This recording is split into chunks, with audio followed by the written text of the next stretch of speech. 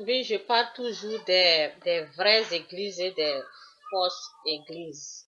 Ok, ici dans Matthieu 7, verset 15, c'est les faux prophètes.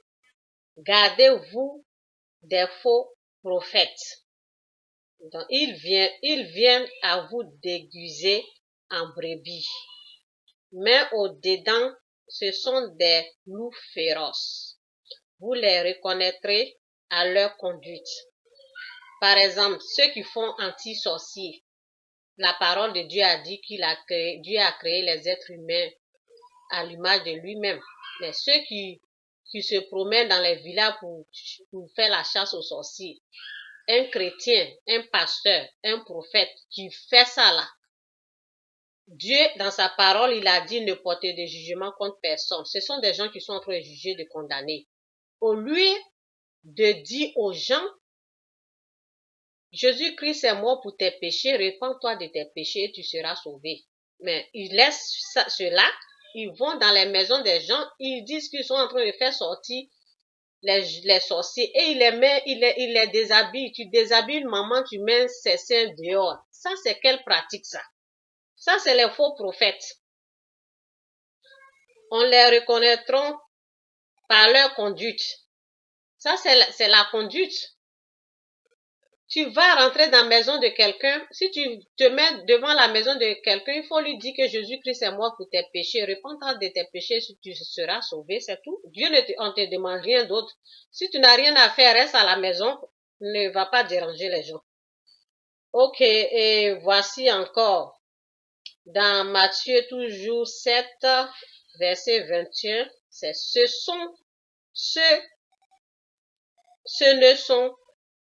ne sont pas tous ceux qui me disent, Seigneur, Seigneur, qui entreront dans le royaume des cieux, mais seulement ceux qui ont fait la volonté de mon Père qui est dans les cieux.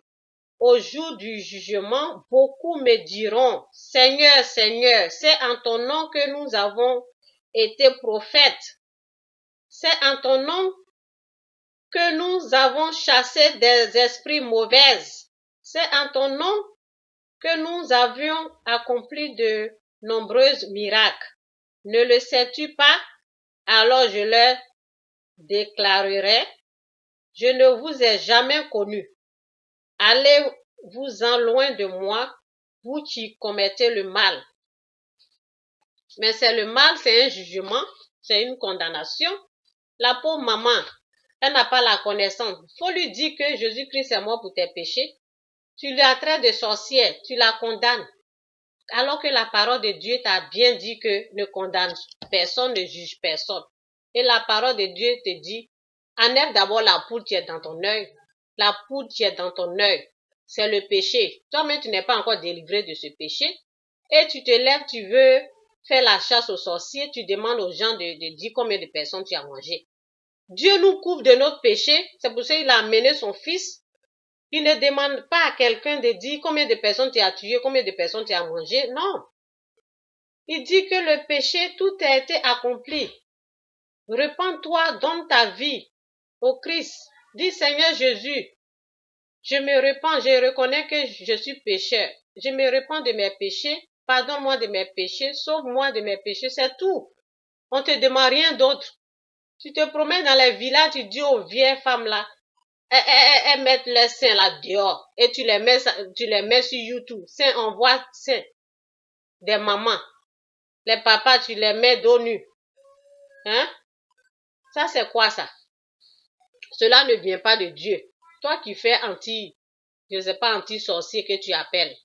Les êtres humains, c'est parce que tu n'as pas la connaissance. Toi-même, tu dois te répandre de tes péchés d'abord. Vous qui croyez que les êtres humains sont des sorciers, c'est parce que vous êtes encore sous l'influence du péché. Vous n'êtes pas encore délivré de ce péché. Avant, moi aussi, j'étais comme ça. Je croyais que les humains étaient des sorciers. Mais lorsque tu as été délivré du péché, Dieu te montre qui est sorcier au juste. Le sorcier, c'est Satan, je vous dis, c'est Satan qui est le grand sorcier. Il a été déjà condamné. Sa place est en enfer.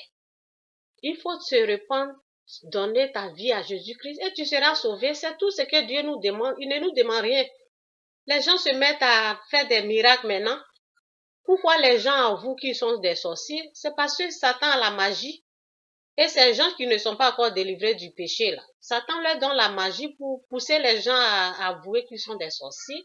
Oui, Satan peut faire parler les êtres humains pour parler, pour tromper les gens. Et les gens passent leur temps maintenant dans les églises 2 heures, 3 heures, au lieu de parler, d'annoncer la bonne nouvelle, de dire comment Jésus-Christ est mort pour tes péchés, il faut se répandre de tes péchés. Non, il laisse cette parole-là, c'est maintenant, j'ai tué 5 personnes, j'ai mangé, je me suis transformé en serpent. C'est des conneries, ça c'est des faux prophètes.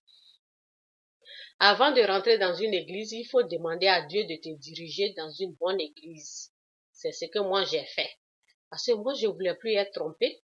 Je n'avais pas la connaissance, donc ma copine m'a dit, va chez les féticheurs, ils vont t'aider. Je suis allée chez les féticheurs et j'ai été traumatisée pendant 8 ans. Traumatisée. Et Dieu a eu pitié de moi, il m'a délivré de ce péché. Il m'a montré qui est sorcier. Il m'a montré qui fait le mal. Celui qui fait le mal, c'est Satan qui fait le mal. La Bible nous dit, le voleur vient uniquement pour voler, tuer et détruire.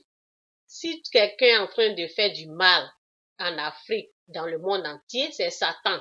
Ce n'est pas les êtres humains. Sa puissance peut utiliser les gens qui sont sous son influence, sous le péché, et il a le pouvoir d'utiliser n'importe qui est encore dominé par lui pour commettre des meurtres derrière toutes sortes de mal.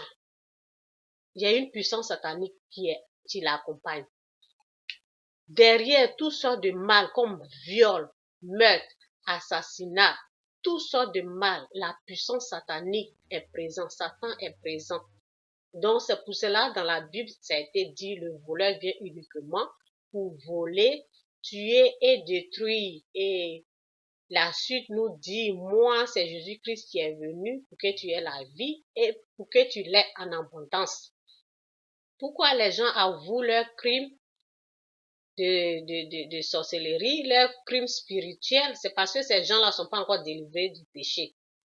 Lorsqu'ils sont délivrés de ce péché, lorsqu'ils ont reçu Jésus-Christ et qu'ils ont été délivrés du péché, s'ils veulent raconter, si après leur délivrance, s'ils se mettent à dire comment Dieu les a délivrés, ça va. Mais s'ils ne sont pas encore délivrés, il ne faut rien les demander parce que Satan a le pouvoir d'utiliser leur bouche pour parler. Moi, le fétiche, quand j'ai eu le fétiche, j'ai eu l'esprit de mort. Il y avait une puissance satanique qui utilisait ma bouche pour dire aux gens qu'ils sont des sorciers. Ce n'était pas moi qui parlais, c'était une puissance qui me poussait à parler. Il y a une puissance qui a même soulevé ma main, même giflé les gens, les traiter de sorciers. C'est une puissance satanique. Le Satan existe. Satan est réel. Il respire. Jésus-Christ aussi est réel. Il vit, il respire. Il faut lui donner sa vie. Satan est réel. Donc, je suis là aujourd'hui pour vous dire, enlève d'abord la poudre de ton œil avant de juger les gens, avant de les traiter de sorciers. Toi-même, tu n'es pas encore délivré du péché. Il faut laisser le Christ te délivrer du péché. Et lorsque tu es sauvé, il va te montrer qui est sorcier parce que le grand sorcier, c'est Satan qui est sorcier. C'est mon message d'aujourd'hui.